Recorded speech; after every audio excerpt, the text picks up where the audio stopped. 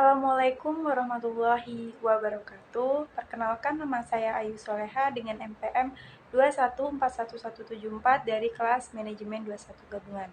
Di sini saya akan menjelaskan tentang strategi perusahaan diversifikasi dan multibisnis. Apa yang dimaksud dengan diversifikasi? Diversifikasi adalah praktik memperluas portofolio bisnis perusahaan dengan memasuki pasar yang berbeda atau mengembangkan produk baru. Sedangkan multibisnis adalah jenis diversifikasi yang melibatkan perusahaan memiliki bisnis yang beroperasi di beberapa industri. Adapun penjelasan strategi perusahaan diversifikasi dan multibisnis adalah pendekatan yang digunakan oleh perusahaan untuk mengembangkan portofolio bisnis melalui akuisisi, pengembangan, atau investasi di berbagai bidang atau industri.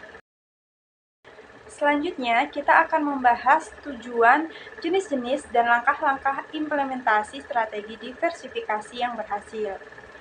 Tujuan diversifikasi dapat meningkatkan pendapatan dan pertumbuhan perusahaan serta mendiversifikasi risiko bisnis, menciptakan peluang, pertumbuhan baru, dan memaksimalkan keuntungan.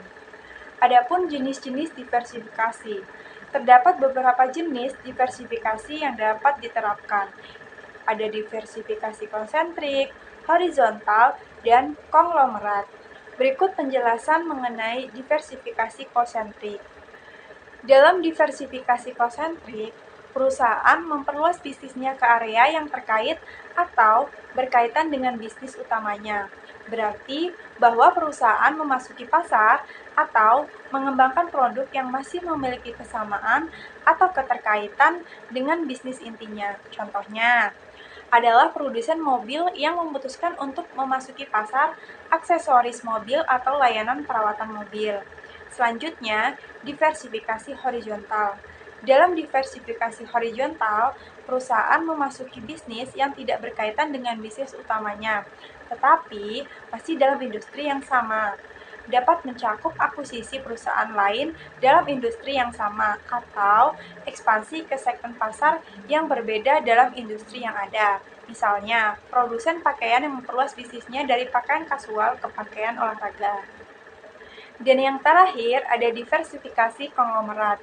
Diversifikasi konglomerat terjadi ketika perusahaan memasuki bisnis yang sama sekali tidak berkaitan dengan bisnis intinya.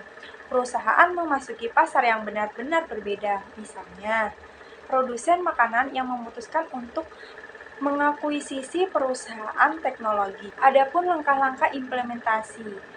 Langkah pertama adalah mengidentifikasi peluang diversifikasi yang sesuai dengan visi, misi, dan tujuan perusahaan, melibatkan penelitian pasar dan pemahaman yang mendalam tentang industri yang akan dimasuki. Setelah peluang diidentifikasi, perusahaan harus mengevaluasi secara cermat risiko dan potensi manfaat dari diversifikasi tersebut, mencakup analisis keuangan, analisis risiko, dan pemetaan kekuatan dan kelemahan. Setelah mengevaluasi, perusahaan memilih peluang diversifikasi yang paling sesuai dengan strategi bisnisnya. Keputusan ini harus sesuai dengan sumber daya yang tersedia dan tujuan jangka panjang perusahaan. Keuntungan strategi diversifikasi dan multibisnis termasuk peningkatan pendapatan, akses ke pasar baru, diversifikasi risiko, sinergi antar bisnis yang berbeda, kemampuan untuk memanfaatkan sumber daya yang ada, dan mencapai keunggulan kompetitif. Risiko strategi diversifikasi dan multibisnis meliputi kegagalan dalam mengintegrasikan bisnis baru, meningkatnya kompleksitas manajemen, tren industri yang berubah, risiko finansial, dan hilangnya fokus pada bisnis inti. Perusahaan perlu melakukan analisis yang komprehensif dan evaluasi risiko sebelum menerapkan strategi ini. Salah satu contoh perusahaan sukses dengan penerapan strategi diversifikasi dan multibisnis adalah perusahaan teknologi Apple. Selain menghasilkan produk elektronik konsumen seperti iPhone dan iPad, Apple juga memiliki bisnis layanan seperti App Store and iCloud. Diversifikasi ini telah membantu Apple menciptakan nilai tambah dan memperluas pangsa pasarnya. Kesimpulan pembahasan dari materi kali ini adalah perusahaan memperluas portofolio bisnis untuk mencapai pertumbuhan, diversifikasi resiko, dan menciptakan peluang baru. Diversifikasi dapat dilakukan melalui berbagai metode, seperti konsentrik, horizontal, atau konglomerat. Keuntungannya mencakup peningkatan pendapatan dan akses ke pasar baru, tetapi juga ada resiko seperti kesulitan mengintegrasikan bisnis baru. Contoh kesuksesannya adalah Apple yang menggabungkan produk elektronik konsumen dengan bisnis layanan.